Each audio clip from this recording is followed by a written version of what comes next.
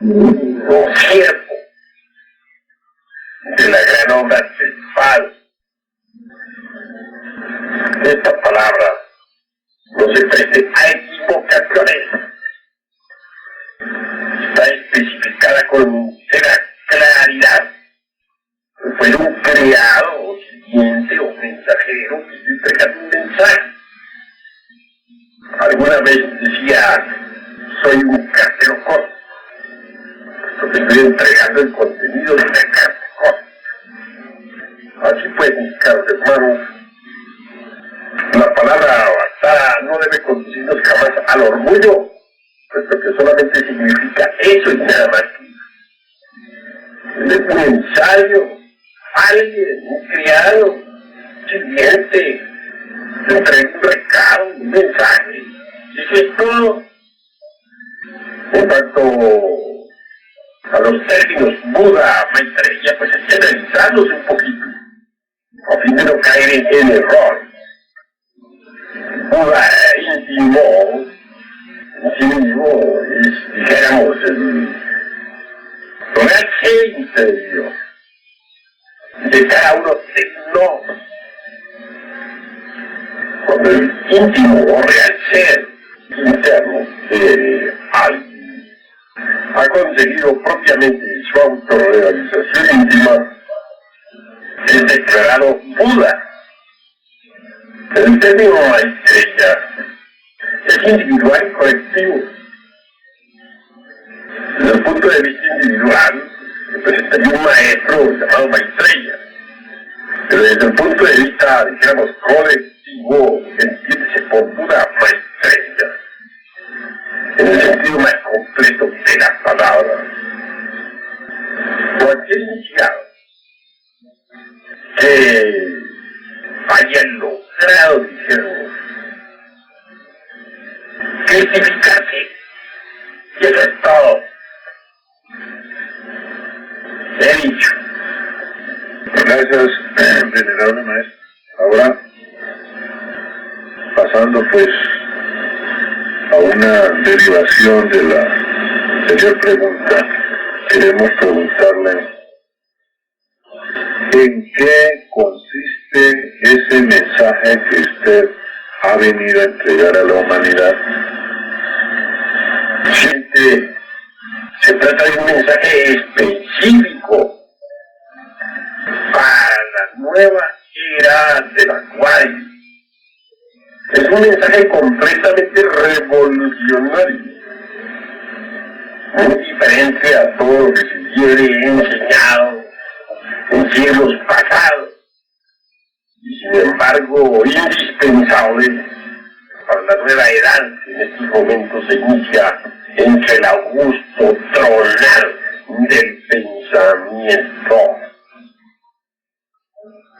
A diferencia de antiguos ciclos, dijéramos, zodiacales, este ciclo de Acuario nos lleva a muy profunda reflexión. Las escrituras de todos los tiempos nos han hablado de un gran cataclismo que se avecina. Y esto no lo ignoran quienes hayan estudiado a fondo la Biblia. El Génesis de Moisés cita al diluvio universal. Y el Apocalipsis de San Juan nos habla del agua ardiente, de fuego y azufre, que es la muerte segunda. Es decir, la Biblia se inicia con el agua y concluye con el fuego. El agua y el fuego se debaten mutuamente. La humanidad, pues, cuando no perece por el agua, perece por el fuego. Ya sabemos que la humanidad de los tiempos antiguos pereció por el agua. Con la segunda catástrofe transalpiniana que envió totalmente la fisonomía de nuestro globo terrestre. La presente humanidad perecerá por el fuego y los terremotos. Así está escrito. Quien haya investigado alguna vez la doctrina secreta de Anáhuac podrá evidenciar. Muchos son los profetas que nos han hablado sobre lo mismo. Recordemos a Mahoma, recordemos el sermón profético de Yeshua ben Fatirá, Jesús de Nazaret, las profecías de los mayas, etcétera, etcétera, etcétera. No está lejos el cataclismo final. Podemos asegurar que estamos a las puertas, aunque esto parezca increíble. También parecía increíble a los habitantes de la Atlántida estuviesen a las puertas de la sumersión de aquel continente, cuando el Manú Balbasbata, que no es otro más que el Noé bíblico, les hablaba de la gran catástrofe que se avecinaba. La gente se reía, decía de ese hombre está loco. En vísperas de la gran tragedia, todos comían, bebían, se divertían, se casaban y se daban en casamiento, como dicen las Sagradas Escrituras, y al otro día eran cadáveres. Así también por estos tiempos, se comen, duermen, se divierten, se degeneran cada vez más y más, y dentro de pocos días serán cadáveres. Habrá un fuego que nadie podrá apagar. El día del gran incendio está cerca. Viene una catástrofe espantosa. Los terremotos se intensifican de instante en instante, de momento en momento. Téngase en cuenta que el fuego del interior de la Tierra se halla en desasosiego. Sucede que en el Atlántico y sobre todo en el Pacífico existen grietas muy profundas. En el Pacífico se hallan las más hondas. El agua ya está en contacto con el fuego interior de la Tierra mediante tales grietas. Entonces, es claro que se están formando vapores y presiones dentro del interior del globo terráqueo. Y estos tales presiones y vapores son las que originan los terremotos. Conforme aumenten tales presiones y vapores, los terremotos se están intensificando. Y llegará el día en que nadie podrá pues vivir en paz, vivir tranquilo. Las ciudades caerán como castillos de naipes, hechas polvo, hechas cisne. Así pues, esa es la cruda realidad de los hechos. Así como en los días de Noé, que ya dije, es el mismo Manú Balbasbata, un pueblo selecto, es decir, un ejército de salvación mundial. Escuchó las enseñanzas de aquel Manú Avatara y que fue salvado de las aguas. Pudo abandonar el continente antes de que este se sumergiera definitivamente para emigrar al corazón de Asia. Así también, ahora se está formando un ejército. Y es obvio que sobre mí pesa la mayor responsabilidad. En su momento y en su hora y en su día indicado, habrá un nuevo éxodo. Este pueblo, este ejército de salvación mundial de la raza aria, estará formado por los electos, por los distinguidos, por aquellos que hayan querido escuchar el mensaje que estamos entregando a la humanidad. Y es obvio que tal pueblo, que tal ejército será salvado secretamente. Ese es exactamente el objetivo de mi labor.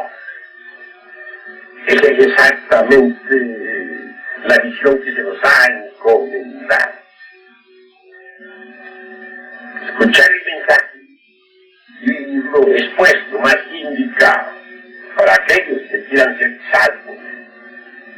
Venerable maestro, ese mensaje suyo, pues, se dice que es un real cuerpo de doctrina. Es lógico que por ser una enseñanza tan completa, pues encierra en todas sus partes un cuerpo de doctrina. ese cuerpo de doctrina viene siendo el mismo de Moisés, el mismo de Jesús, o hay alguna diferencia, nos quisiera explicar, maestro, ¿en qué consiste ese cuerpo de doctrina? Los principios básicos de la gran sabiduría universal son siempre idénticos. Tanto el Buda como Hermes Trismegistus, el Farcohat, o Jesús de Nazaret, el gran Cabi, etc., entregaron un mensaje. Cada uno de ellos contiene en sí mismo los principios cósmicos, de tipo completamente impersonal y universal. El cuerpo de doctrina que estamos entregando ahora es revolucionario en el sentido más completo de la palabra, pero contiene los mismos principios que enseñara el Buda en secreto a sus discípulos, o aquellos que el gran Kabir entregara en secreto a los suyos. Es el mismo cuerpo de doctrina, solo que está presentado en forma revolucionaria y de acuerdo con la nueva edad que ya se avecina. Cuando digo así, nueva edad que ya se avecina, no me estoy refiriendo propiamente a la era del Acuarios que ya comenzó, empezó. Yo hablo de la nueva edad que ya se avecina, me refiero a la futura edad de oro. Es decir, el ejército de salvación mundial que estamos preparando ahora tiene que recibir las enseñanzas que se darán en la futura edad de oro. Esa futura edad de oro vendrá después del gran cataclismo. Y el mismo se sucederá en esta era del aguador, ya está comenzando. Así pues, quien recibe este tipo de enseñanzas se prepara de hecho, no solamente para la edad del aguador, sino también para la futura edad de oro. Este cuerpo de doctrina científico es claro, sencillo, concreto. Se fundamenta en los tres factores de la revolución de la conciencia: nacer, morir, sacrificarnos por la humanidad. Debidamente entendido, es claro que hay que nacer, es decir, dar el nacimiento segundo. Morir, es necesario eliminar todo el ego que llevamos dentro, a fin de que la esencia del espíritu que hay en nosotros es puro, perfecto, inmaculado. Sacrificarnos por la humanidad, eso es amor, en la práctica. Estar siempre dispuestos a dar hasta la última gota de sangre por nuestros semejantes. Así pues, el cuerpo de doctrina repito, se fundamenta en los tres factores de la revolución de la conciencia. Hemos estado dando una serie de enseñanzas claras, precisas, debidamente ordenadas en forma didáctica y dialéctica para la nueva era. En principio, hemos enseñado el símbolo. Está constituido por obras tales como el matrimonio perfecto, la revolución de Bell, Rosa Ígnea, catecismo gnóstico, conciencia de Cristo, apuntes secretos de un gurú, más allá de la muerte, mirando el misterio, etcétera, etcétera, etcétera. Libros de enseñanza media o superior son precisamente aquellos que están condensados en los mensajes de Navidad de cada año. Y habrá una enseñanza de tipo muy superior, muy elevado, que se comenzará a dar dentro de unos cuantos años. Así pues, toda la enseñanza se divide en tres aspectos: kinder, media y superior. Esto corresponde a los tres grados de la masonería oculta: aprendices, compañeros y maestros. También sabemos que existen adeptos aprendices, adeptos compañeros y adeptos adeptos.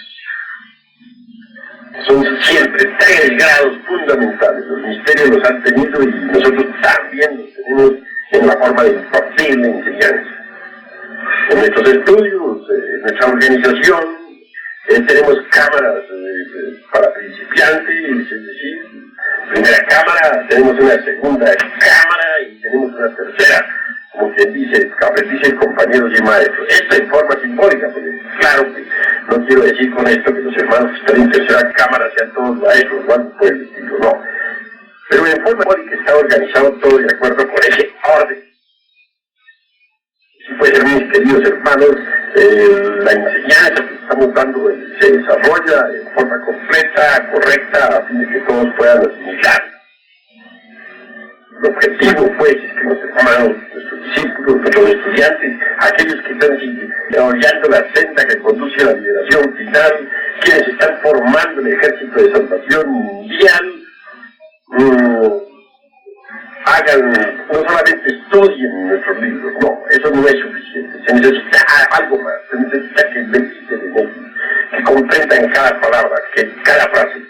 Y por último, es necesario que experimenten, que vivan, que puedan autorrealizarse mediante el cuerpo de doctrina. Y a esto va precisamente el cuerpo de doctrina, a servir de instrumento, a servir de indicación para la autorrealización.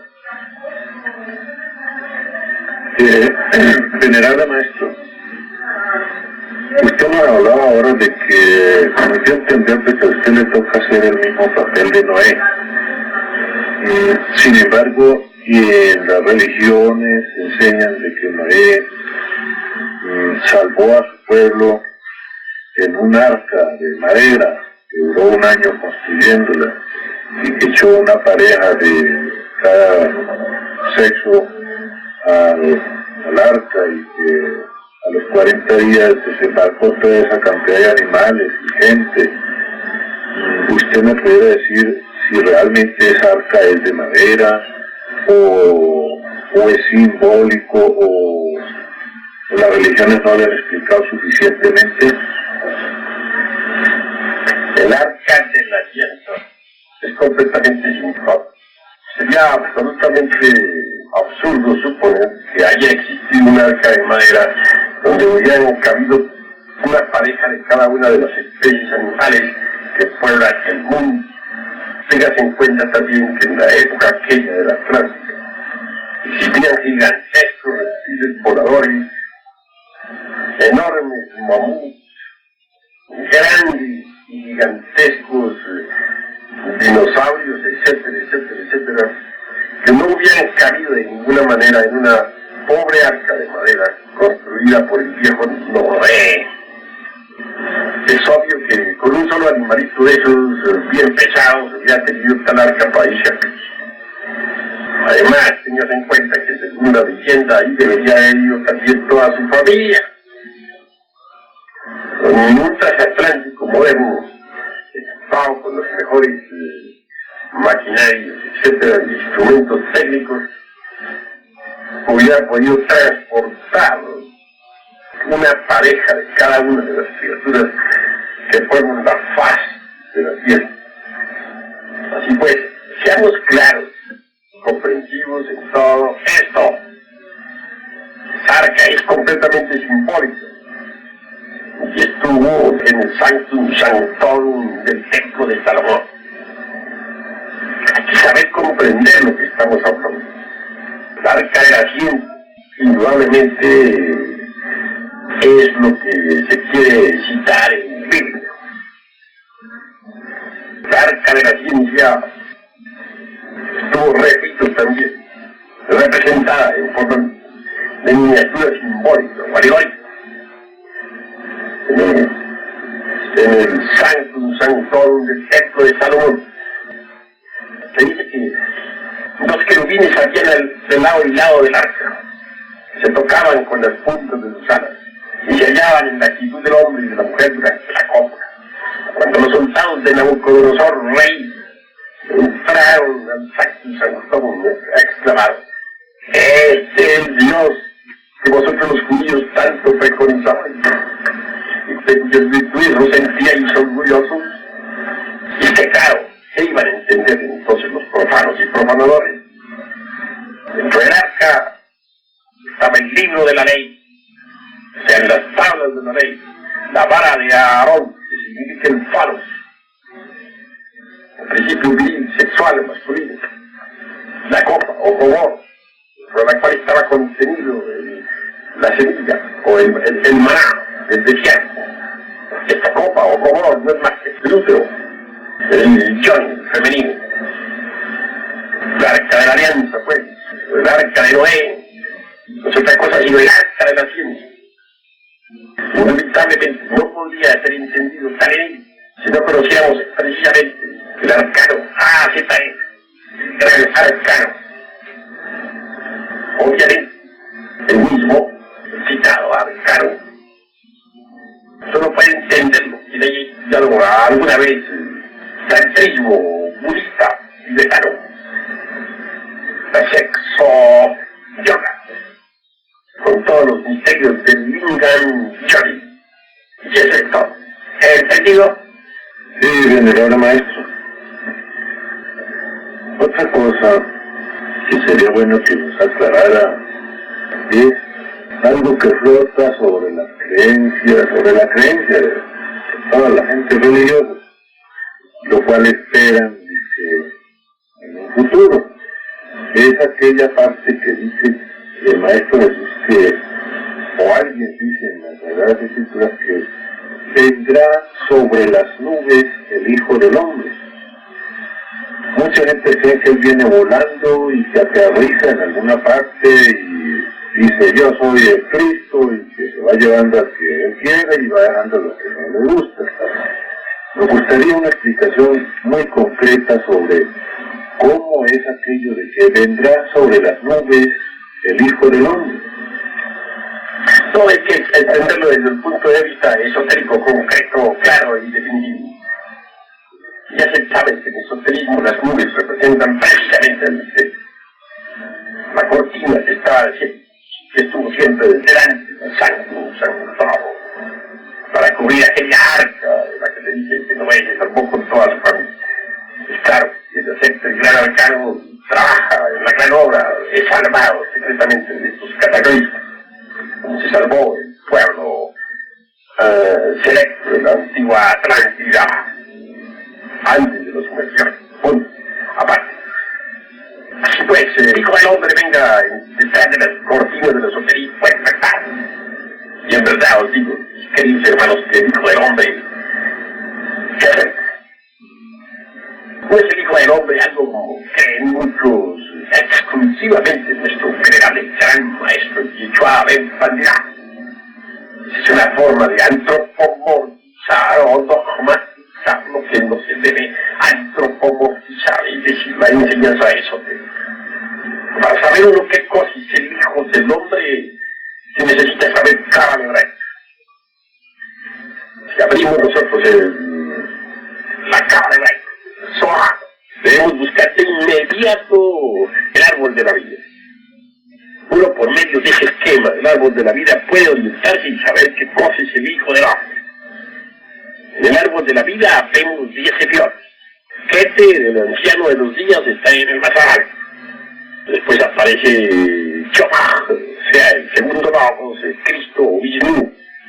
Después Binah, el Espíritu Santo, tercer logos, el Señor Shiva.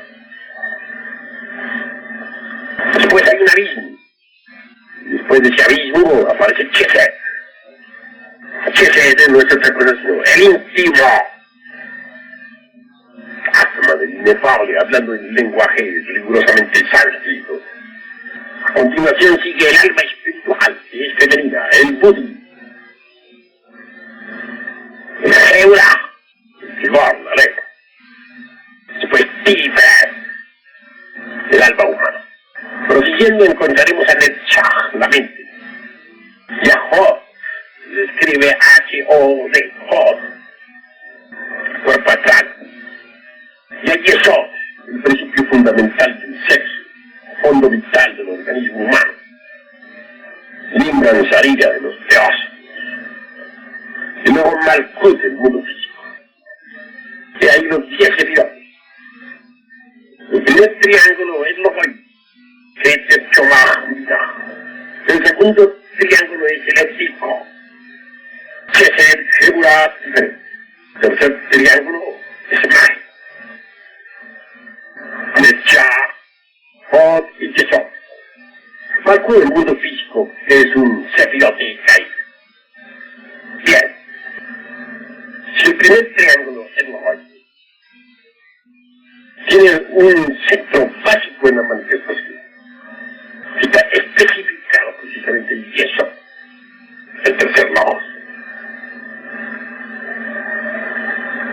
En cuanto al segundo logos, tiene su viva representación o centro de realización en el segundo triángulo, que es precisamente Tíber, el alma humana, el hijo del hombre.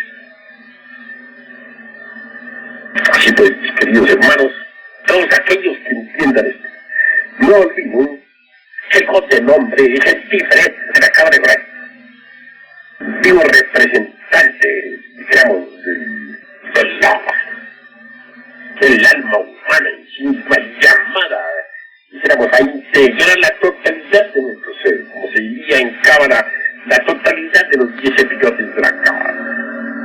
El Hijo del Hombre es el que tiene que establecer el pleno equilibrio dentro de nosotros mismos, aquí y ahora. Lo importante es, precisamente, preparar el templo para el Hijo del Hombre.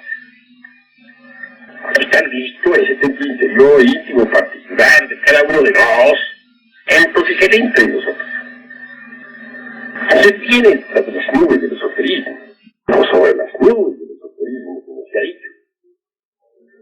También entre el esoterismo, pertenece a los misterios, a la magia práctica y trascendental. ¿Entendido? Sí, maestro. Ya que a propósito, pues tocamos este punto, no estaría general de la gente derivado también de las religiones, y es que todo el mundo pues confunde al Cristo cósmico con el Maestro Jesús. ¿Nos pudiera usted explicar cuál es la diferencia entre el Cristo cósmico y el Maestro Jesús? Es claro que el Cristo cósmico es impersonal, universal. Está más allá de la personalidad, de la individualidad y del yo. Que se expresa a través de cualquier hombre que esté debidamente preparado.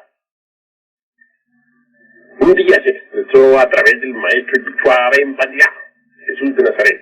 Otro día se expresa a través de un Hermes Trismegisto, a través del Buda Gautama Sakyamuni.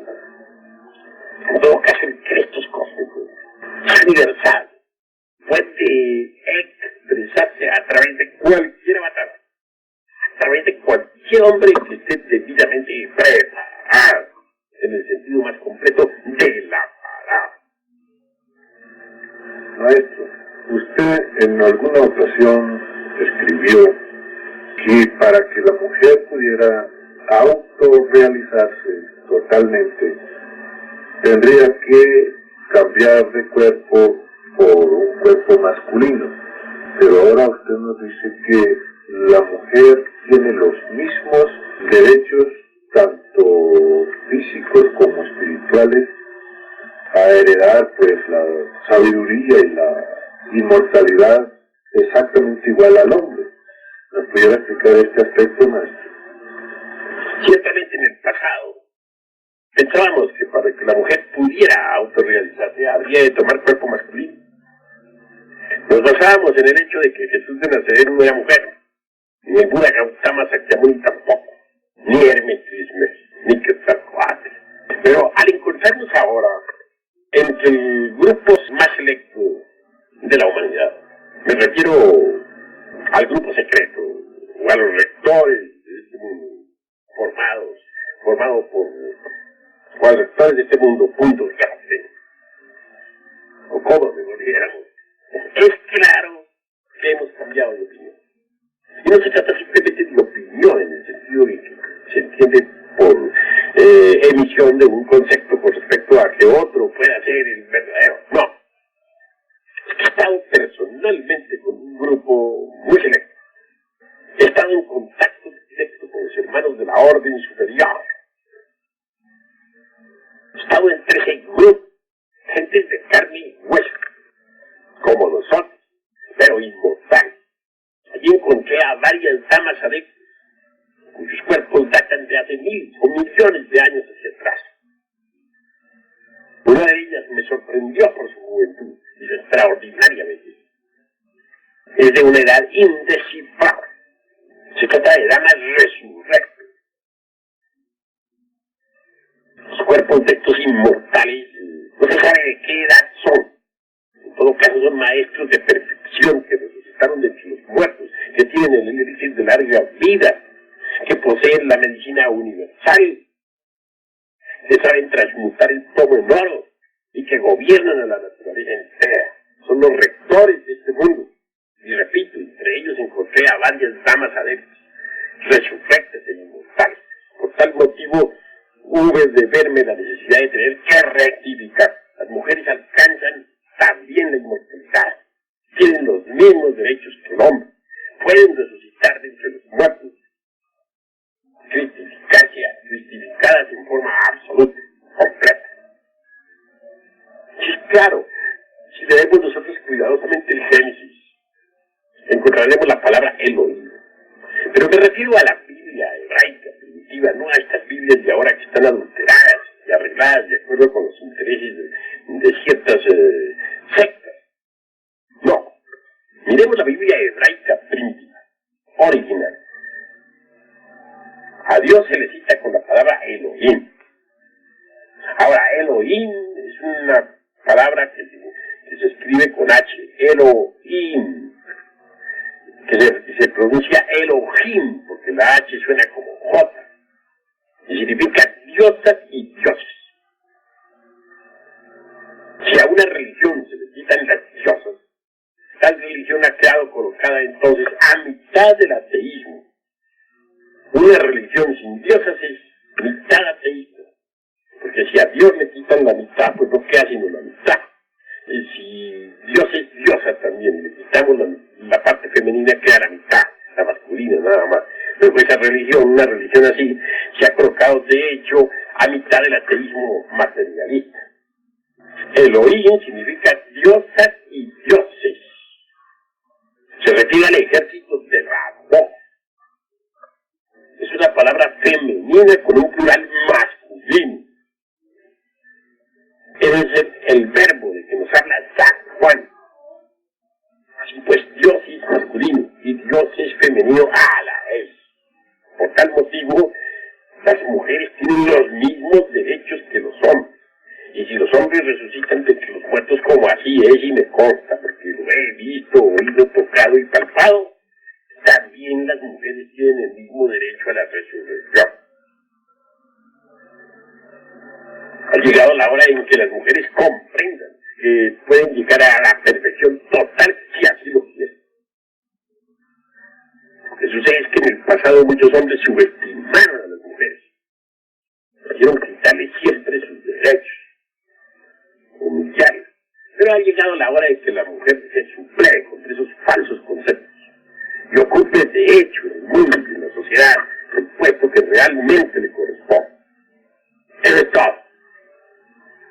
Bueno, venerable maestro, nosotros como discípulos de la Divina Gnosis, es lógico que aceptamos sin lugar a ninguna duda todos y cada una de las partes del cuerpo de doctrina que usted nos ha enseñado, porque la hemos experimentado ya y sabemos que fuera de ahí no hay nada. Pero las gentes de afuera, gente religiosas y no religiosas, y todos aquellos inquietos que buscan algo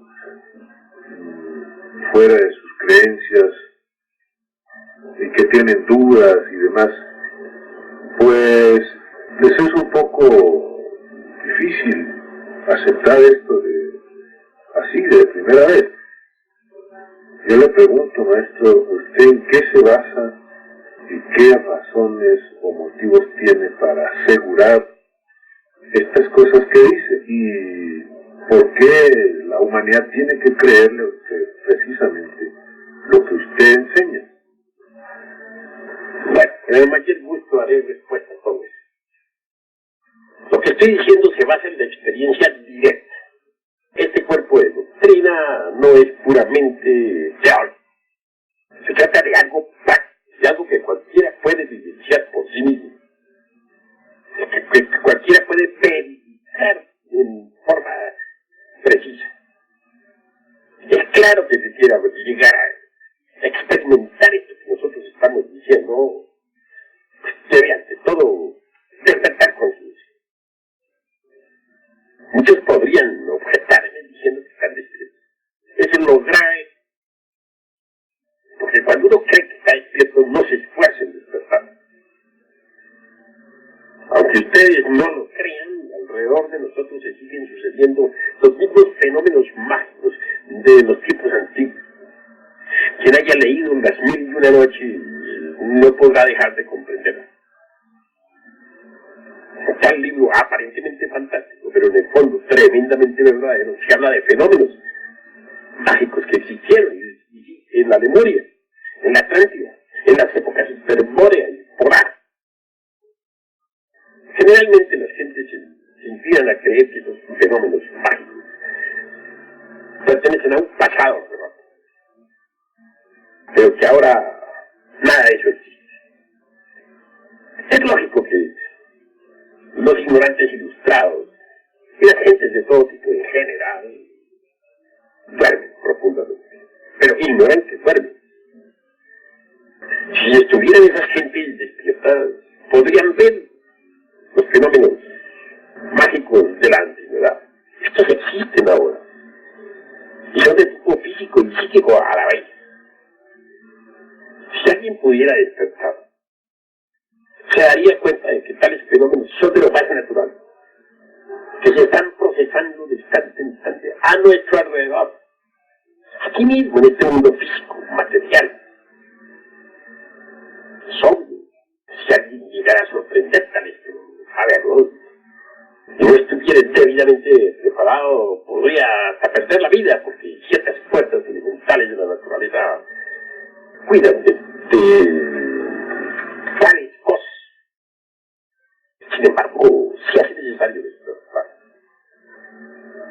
no para perder la vida, como podría inclinarse a cualquiera creyente después de oír estas frases, no, sino para precisamente poder hallar la senda que lo ha conducido a la verdad con exactitud matemática.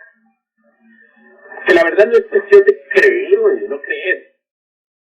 La verdad nada tiene que ver con las ideas que uno pueda tener sobre la misma. La verdad nada tiene que ver con nuestros conceptos u opiniones. No puede darse el lujo de creer lo que quiera. Experimentar es diferente, mis queridos hermanos.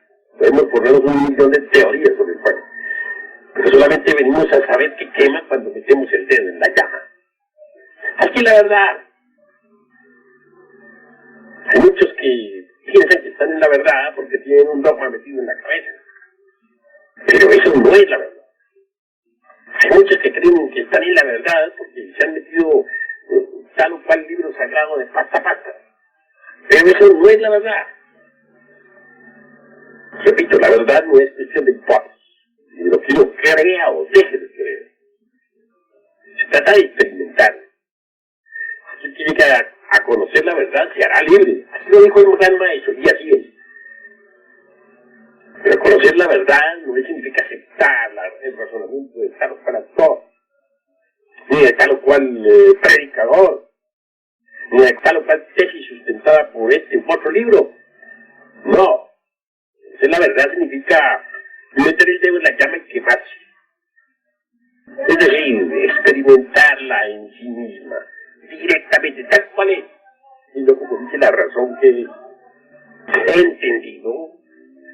Sí, venerable maestro. Así pues, no se trata de que la gente crean o no crean lo que yo estoy diciendo. No, se trata de que experimenten lo que yo estoy diciendo. Eso es diferente. En alguna forma hay que experimentar el vector. Si queremos ver los microbios, debemos usar un microscopio. Y si queremos ver las estrellas, un telescopio. Así también, quien quiera experimentar la verdad, pues necesitará un instrumento. Algo con que experimentar. afortunadamente está en nosotros la esencia, la conciencia. Bueno, hay que desembotellarla de alguna manera, sacarla entre los elementos inhumanos en que esté enfrascada, porque una vez libre nos permite entonces experimentar lo real. Ver, oír, tocar y palpar lo que hemos escrito en nuestros libros. Pero hay que sacarla de entre el ego, de entre el yo, de entre el mí mismo, de entre el sí mismo.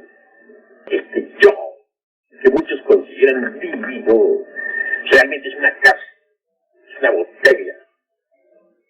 La botella aquella donde está el geniecillo enfrascado. El ego. El geniecillo que está dentro, metido ahí entre esa botella, no es otra cosa sino el alma, la esencia. Tenemos que sacarla de nuestro ego. Para que esa esencia libre pueda experimentar la verdad. Pueda ver, oír, tocar y palpar lo que cada una de mis obras ha escrito. Hay que destruir, pues, el ego. Si no se destruye el ego, ¿cómo podría libertarse el alma, la esencia? Desintegrar el ego. A muchos les parecerá molestoso esto. Más aún, quienes adoran al ego no tienen ganas de desintegrarlo, ¿verdad? Hay muchos yoístas en el mundo. Gentes equivocadas están creyendo que el ego es Dios dentro de ellos. Esas pobres gentes van por el camino del error. Si esas gentes se tomaran la molestia de autoexplorarse a sí mismas, descubrirían lo que es el ego. Hay duda de que tal ego no es más que un conjunto de agregados psíquicos inhumanos. Ira, codicia, lujuria, envidia, orgullo, pereza, gula, etcétera, etcétera, etcétera. Hay que autoexplorarnos a sí mismos, ¿verdad? Y cuando uno descubre que tiene un error, debe desintegrar. Primero hay que entenderlo, antes de quemarlo. Solo a través de una meditación interior profunda y despiadada sobre uno mismo, sobre el propio error que quiere reducir a polvo, puede darnos comprensión. Quien haya comprendido, debe volverse un poquito más humilde y saber suplicar. Todos tenemos una madre cósmica, un principio ígneo, universal, un fogar. Es decir, todos tenemos en nuestra anatomía oculta la serpiente ígnea de nuestros mágicos poderes de que hablan los indostanes. Si a ella le suplicamos, es obvio que con su fuego flamígero desintegrará el error que hemos comprendido. Se necesita una didáctica, la he dado en mis libros. Que se estudien todos el misterio del áureo florecer. Conforme vayamos acabando con nuestros errores, la conciencia se irá liberando. Una conciencia libre podrá experimentar lo que tengo escrito en mis libros. No se trata pues de que me crean, de los que no me crean. Lo que se trata es que cada cual pueda experimentar por sí mismo. Nos diferenciamos pues de cuanta secta, escuela o religión exista por ahí, en el hecho de que nosotros damos prácticas que van encaminadas a la demostración directa. No queremos conejillos de indias, ni tampoco vamos a servirles de conejillo de laboratorio a nadie. Que cada cual experimente en su propio pellejo, cada cual sea por sí mismo capaz de investigar y de experimentar directamente. En nuestros libros hay técnica suficiente para la investigación, para la experimentación. Nosotros cultivamos la ciencia de la religión, eso es gnosis. No estamos contra ninguna religión, claro. No estamos atacando a nadie, claro. Únicamente estudiamos la ciencia de la religión y esto no perjudica a nadie. Quien logre libertad de conciencia, con ella podrá estudiar lo que hemos escrito en nuestras obras. Eso es todo. Maestro, ya que usted nos ha hablado pues de su mensaje y del cuerpo de doctrina y que es el avatar y demás, bueno, pues nosotros, lógicamente, jamás hemos dudado. No lo veamos al principio, menos ahora. Sin embargo, hay muchas gentes de otras sectas que tienen su avatar. Hay algunos que dicen que ellos son el avatar de Acuario. Por ejemplo, conocimos por allá en Venezuela a una secta de un señor Laferrier que decía que él era el avatar. Creo que él pues desencarnó. Esto, ¿cómo nos pudiera explicar usted pues de que haya gentes que afirmen algo sin tener la manera exacta de comprobarlo, maestro? El día de la quema se verá el humo. Recuerden ustedes que también muchos profetas aparecieron en la época de Jesús. Todos se decían a sí mismos avataras de Pichis. Pero solo uno triunfó. Se fue Jesús de Nazaret, el Cristo. Muchos profetas, muchos mesías habían en las épocas aquellas de la Atlántida. Y así mismo se consideraban avataras y se hacían adorar como tal. Pero solo uno salió triunfante de entre las aguas universales. Ese, el único, fue el Manu Bhagavata. Llevó a su pueblo hasta las mesetas centrales, a través del terremoto y de la inundación. Aquí también, mis queridos hermanos, muchos por estos tiempos podrán decir, yo soy el avatar. Pero los hechos hablarán por sí mismos. Y se sabrá quién es el avatar. El día del gran incendio. El que sea capaz de sacar a su pueblo del fuego y las llamas en un momento crucial y decisivo del fin de la raza aria. Ese es el avatar. Los hechos hablarán, repito. Serán los hechos. El árbol se conoce por sus frutos. Tales frutos, tal árbol. En todo caso, aquí estamos entregando el mensaje. Soy el avatar, aunque no lo crean, muchos. Y que se prepare nuestro gran ejército. Eso es todo. Por eso digo todo. Maestro, otra pregunta que nos parece muy interesante y más que todo importante es el hecho de que la Biblia es un solo libro con una sola enseñanza, con un solo cuerpo de doctrina. Sin embargo, ha dado margen para que de la misma Biblia salgan cantidad de religiones, de sectas, para que todas sean distintas y sin embargo se apoyen en la misma Biblia. O sea que cada cual la interpreta pues a su manera y como a bien quiere.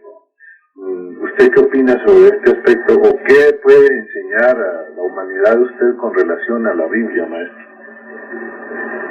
Bueno, la Biblia es el cuerpo de la doctrina.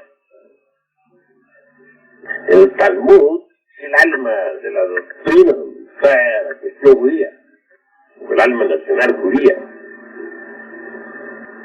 Pero el espíritu de la doctrina está en el Zohar, en la Cábala judía. Estos tres libros, en general, se complementan entre sí.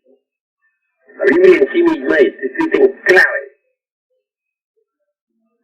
Y solo podría entenderse con el espíritu de la doctrina, que está en la Cábala judía. Es pues en la Cábala judía donde se hallan las claves para interpretar la Biblia. Sin la Cábala judía no es posible interpretar correctamente la Biblia. Sin embargo, hay gentes empíricas que quieren interpretar la Biblia con la Biblia misma y lo hacen sencillamente por ignorancia, porque ignoran de que la Biblia está escrita en clave. Hay quienes compaginan versículo con versículo para dar interpretación, capítulo con capítulo, etcétera, etcétera. Pero todas esas son formas de la ignorancia, ese empirismo absurdo. La Biblia en sí misma es sagrada, pero hay que conocer las claves que permiten su interpretación. Y tales claves, repito, están en la Cábala judía. Son tres pueblos, libros que los judíos han hecho conocer. Y todos en sí mismos forman la doctrina. Biblia, Talmud y Cábala judía. Es el Zohar. Pero prueba de que las gentes no entienden la doctrina es que hay miles de sectas fundamentadas en la Biblia. Muchas veces de un solo versículo sale una secta. Y se están multiplicando tanto las sectas, que llegará el día en que habrán tantas sectas cuantos versículos hay en el Nuevo Testamento. El hecho mismo de que no se pongan de acuerdo las sectas, de que cada una interprete en forma diferente, de que no lleguen a conclusiones iguales, nos está indicando que están confundidos todos. Pues si ya hubiese sido, si no estuvieran confundidos, no habría más que una sola secta, una sola religión. Cuando son muchos pareceres, hay confusión. Y es obvio que cada secta tiene su parecer. Entonces todos están confundidos. Es necesario conocer las claves para poder interpretar. Si se estudian las claves, si quienes investigan la Biblia estudiaran la Cábala judía, todos se pondrían de acuerdo. Y entonces no habría sino una sola gran religión, basada en las enseñanzas críticas. No hay duda de que la Biblia es alegórica, simbólica, no se puede interpretar a la letra muerta. ¿Entendido? Sí, venerable maestro. Venerable maestro, todos los pseudo-ocultistas y pseudo-rosacrucistas, teosofistas, etcétera, defienden a capa y espada la evolución. Usted, sin embargo, dice que no, que fuera de la evolución existe también la revolución y su opuesto de la evolución, que es la involución. ¿Cómo es que usted pues se le enfrenta a toda esa cantidad de caballeros muy ilustres que han hablado tantas maravillas de la evolución? Bueno, cada cual piense como quiere. Las gentes son libres de pensar. Toda organización de tipo pseudo-esotérico, pseudo-ocultista, puede opinar como bien quiera. En todo caso, yo hablo basado en hechos concretos, claros y definitivos. La evolución y su hermana gemela, la involución, son dos leyes que trabajan en forma armoniosa y coordinada en toda la naturaleza. La evolución y la involución constituyen el eje mecánico de la gran naturaleza. Hay evolución en el grano que germina y en la planta que se desarrolla y que da fruto. Hay involución en la planta que entra en el periodo de caducidad, degeneración y muerte. Hay evolución en la criatura que se gesta entre el claustro materno, en el niño que se desarrolla, en el joven fuerte. Existe involución en el anciano decrépito, que se precipita después en brazos de la muerte. Hay evolución en todo planeta que surge a la vida, en toda nueva unidad cósmica, en todo sol. Hay evolución en todo mundo que se degenera y muere hasta... Maestro, antes de terminar esta grabación, no queremos nosotros de ninguna manera desaprovechar el momento para hacerle una pregunta que siempre hemos tenido pues cierta inquietud. Carlos Marx negó de cierta manera con su dialéctica y su doctrina materialista, negó la existencia de Dios, la existencia de espíritu, la existencia de alma, y que cuando el hombre muere pues se acabó y no apareció por ninguna parte.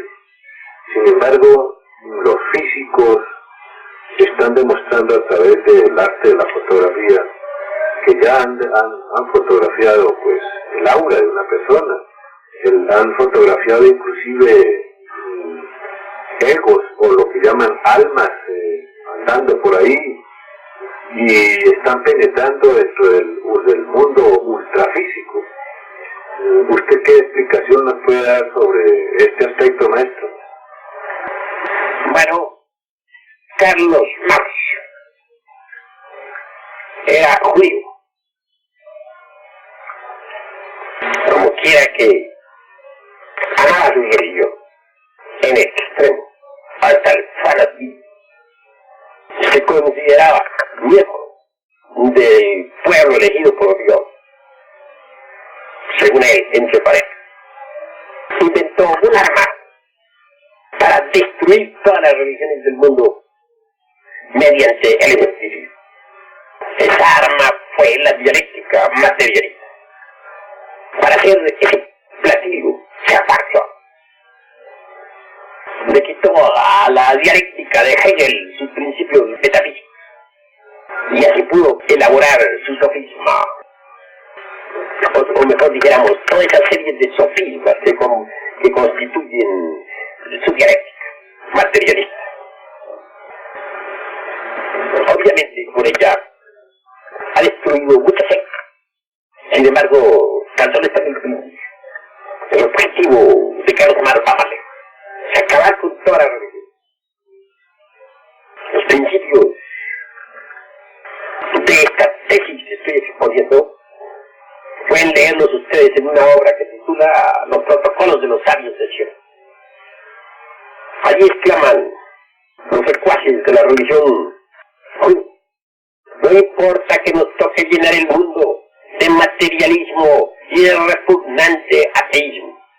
El día en que nosotros triunfemos, enseñaremos la religión de Moisés debidamente codificada y en forma dialéctica, y no permitiremos en el mundo ninguna otra religión.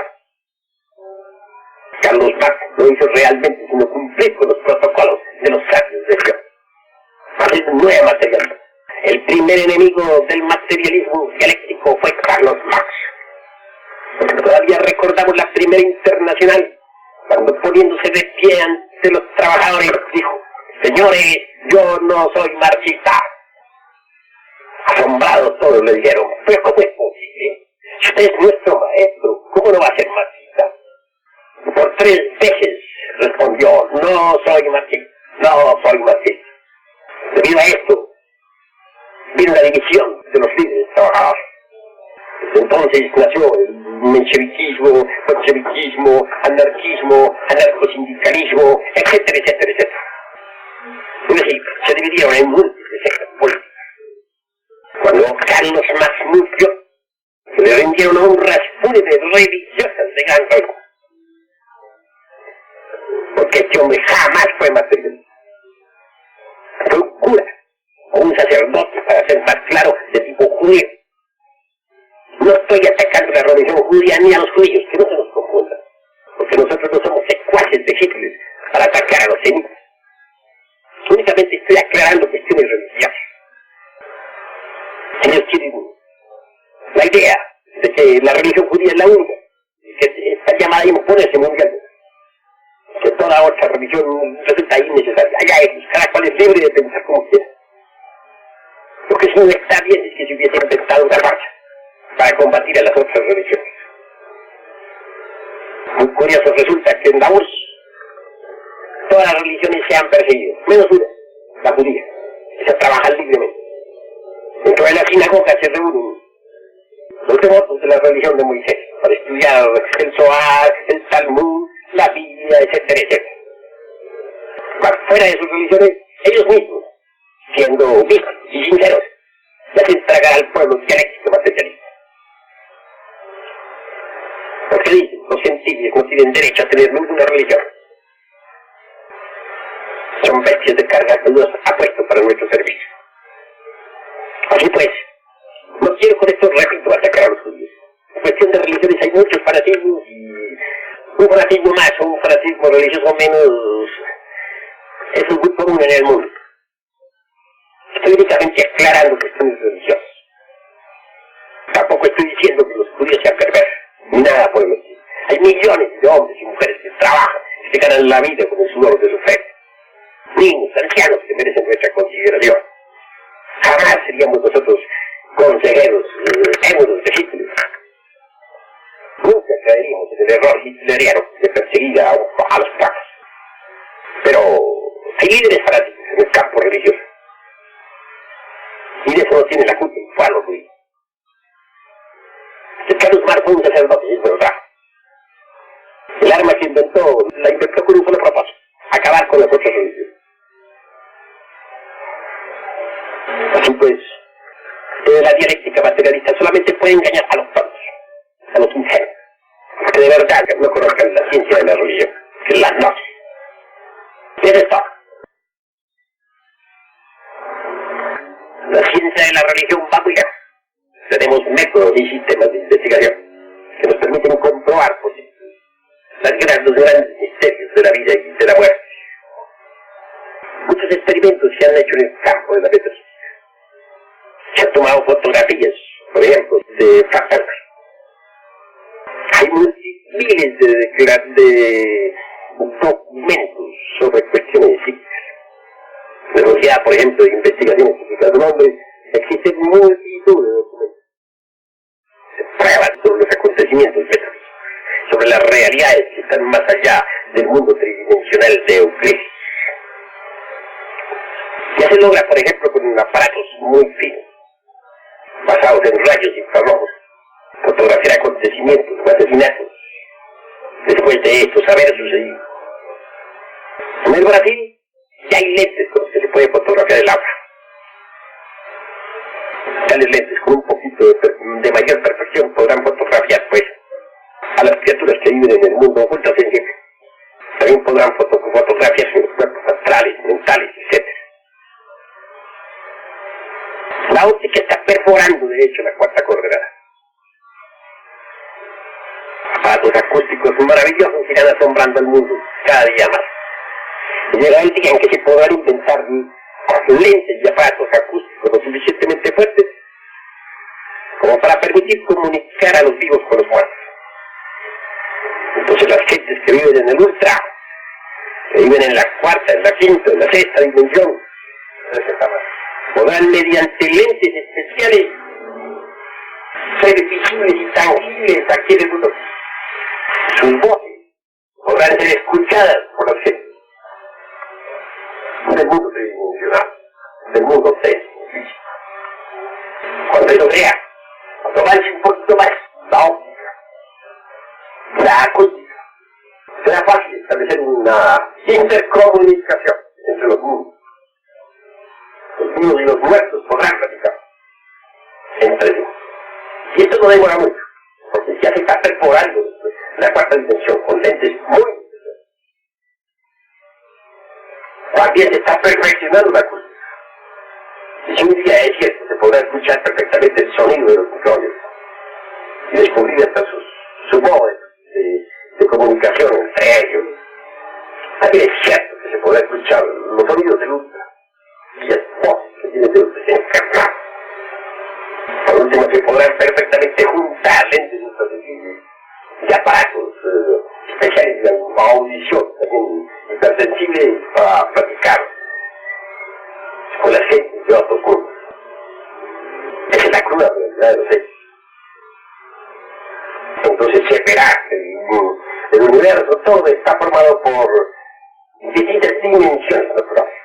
Se penetran mutuamente sin confundir. El mundo tridimensional de Euclides no es todo.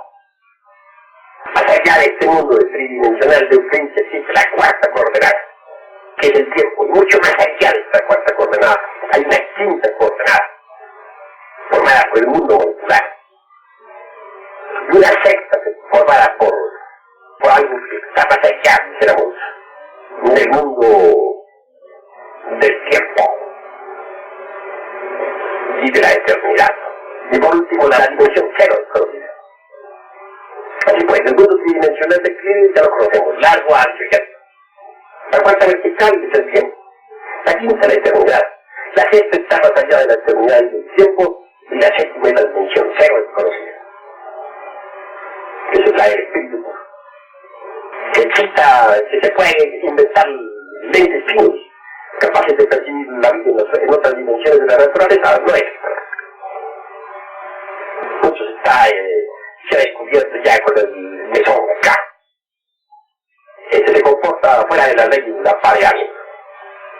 Se ve perfectamente que está, dijéramos, interferido por leyes de un universo paralelo. Y es cierto, la existencia de los universos paralelos está demostrada. En la cuarta vertical está el universo paralelo de la cruz. Hay un universo paralelo acá, misma otra, etcétera, etcétera, etcétera. Estamos entrando en un terreno de experimentos científicos trascendentales. La óptica avanza, la acústica avanza y la comunicación entre gentes de distintas dimensiones será un hecho concreto dentro de muy poco tiempo.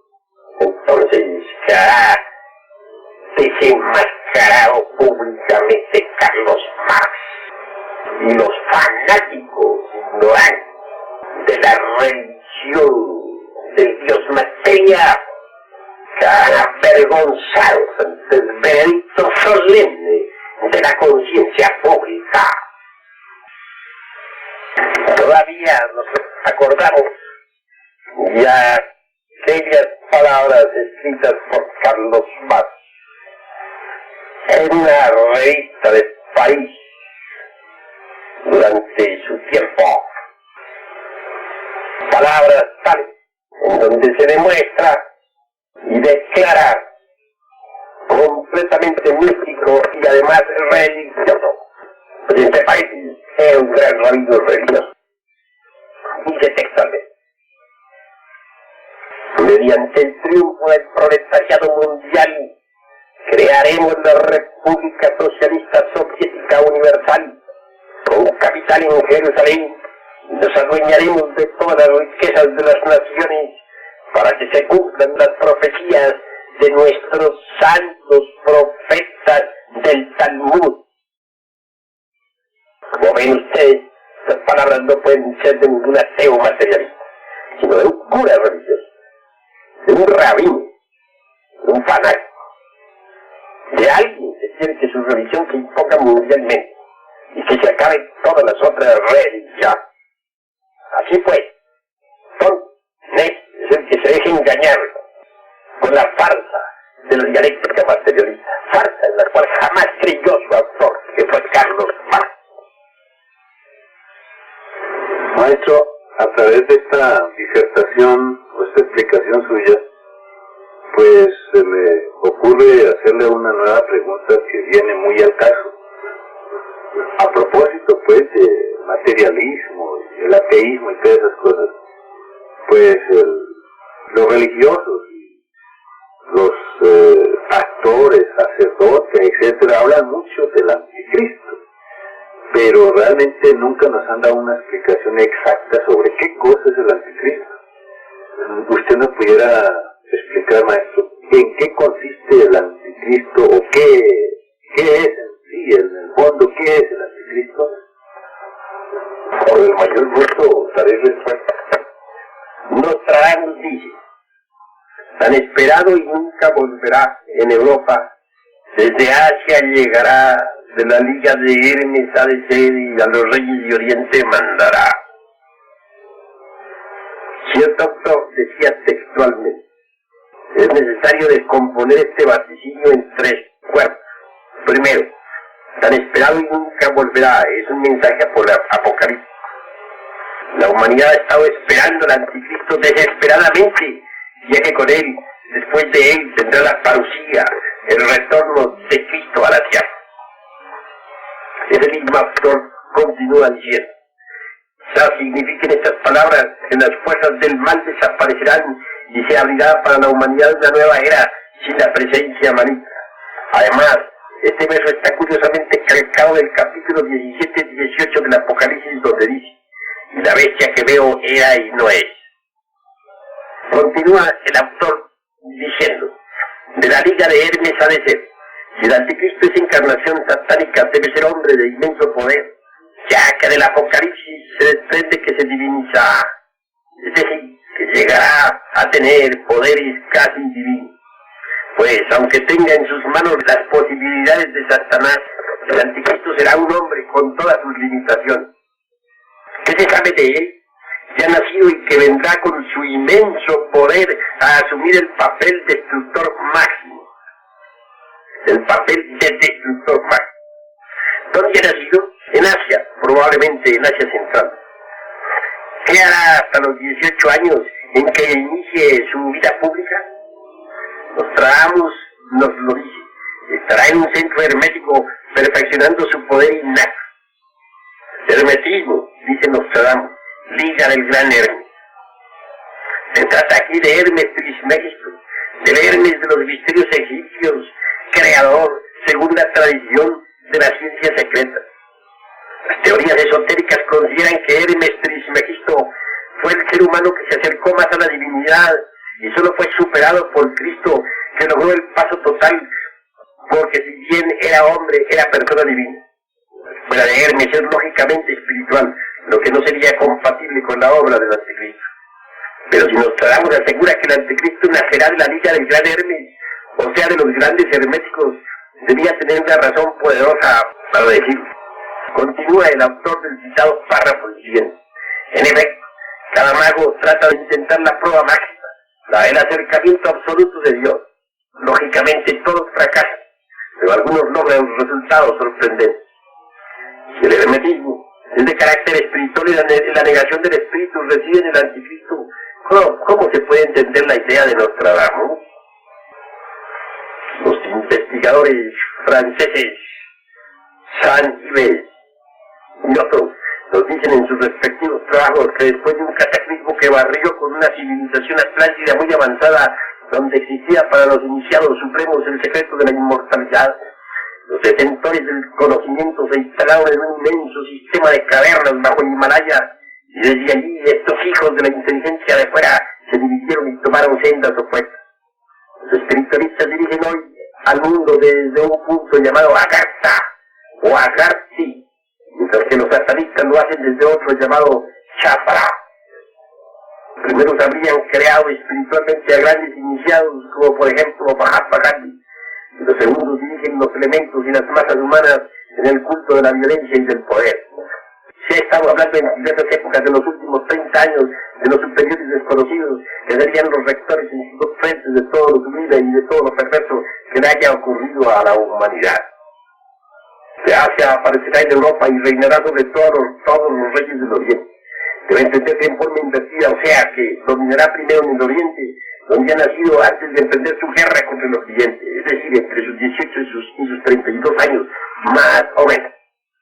Digamos, para finalizar este punto, que Nostradamus nos da, a través de distintas centurias, todos los antecedentes cronológicos, con fechas siempre astrológicas de la llegada del Anticristo, y que son 1963, 1 de abril, nacimiento de la bestia en el Asia Central.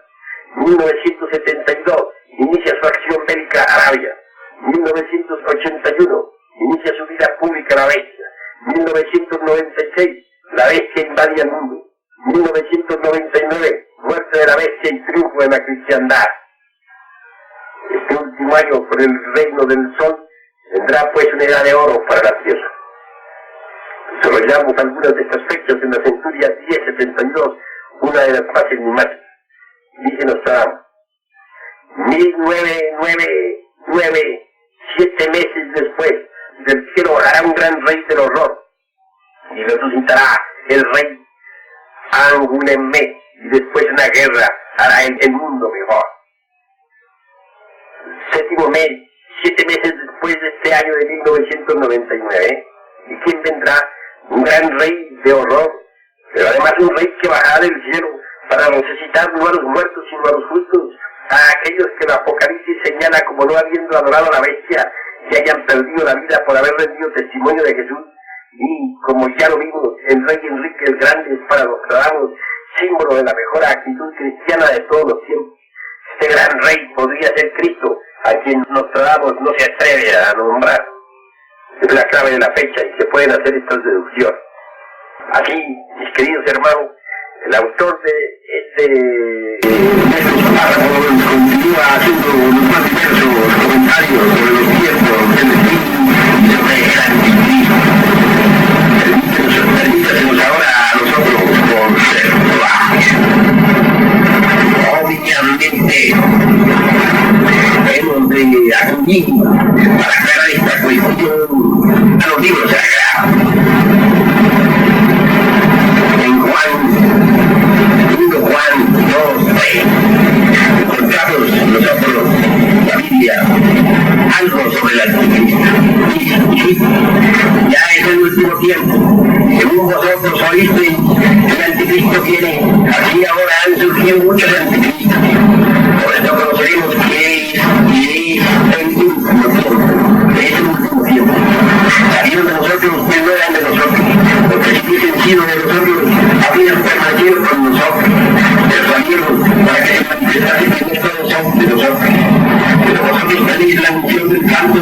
los he escrito las cosas. No los he escrito como si fuerais la verdad, sino porque la conocéis y porque ninguna mentira procede de la verdad. ¿Quién es el mentiroso? El que niega que Jesús es el Cristo. Este es Anticristo, el que niega al Padre y al Hijo. No aquel que niega al Hijo tampoco tiene el Padre. El que confiesa al Hijo tiene también al Padre. Así pues, hemos visto en las Sagradas Escrituras lo que es el Anticristo, pero necesitamos aclarar. ¿Quién es el mentiroso? El que diga que Jesús es el Cristo. Este es Anticristo, el que niega al Padre y al Hijo. Pero bueno, solo aquel que niega al Hijo tampoco tiene el Padre. En las Sagradas Escrituras. Entonces, el que niega al Hijo del hombre niega, tampoco tiene el Padre. Ese es el Anticristo. ¿Qué parece Hijo? Ahí bien lo puede explicar, porque es claro. ¿Dónde está la clave para entender este párrafo? En la cábala judía. ¿Qué dice la cábala? Veamos el árbol de la vida. El Hijo, el nombre diferente en el gran árbol. ¿Qué es? ¿Qué es diferente? El triple hombre. El alma humana. ¿Quién niega la alma humana? ¿Quién niega el espíritu del hombre? La ciencia materialista, ¿verdad? Los ateos enemigos del Eterno, ¿es cierto? Los fanáticos del Dios material. Entonces, el Anticristo y la ciencia materialista de nuestra época. No es un anticristo, sino muchos anticristos.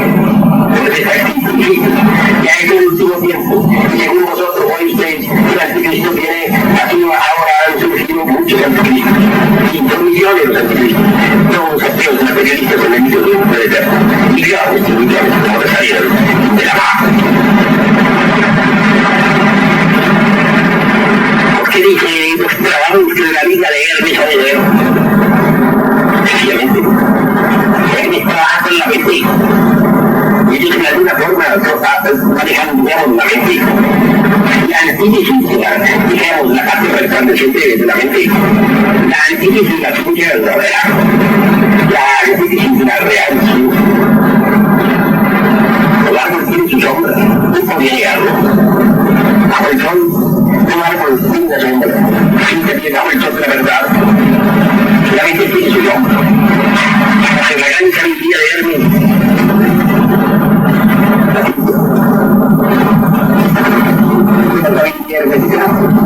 la ciencia materialista, el científico ateo de esta época. Ese es el falso profeta, junto con la gran peste, con la gran manera, con la bestialidad humana. Se ha lanzado del lago de ardiente de que la parte segunda. Empieza hacia abajo, ese el anticristo. El falso profeta que se tira con el cuello de la noche, no matar jóvenes, pero el cual se espera en que ganan la letra. Maravillas de la física de que en la química etc. Y ya la rollan ante la Jesucristo, pero no jamás.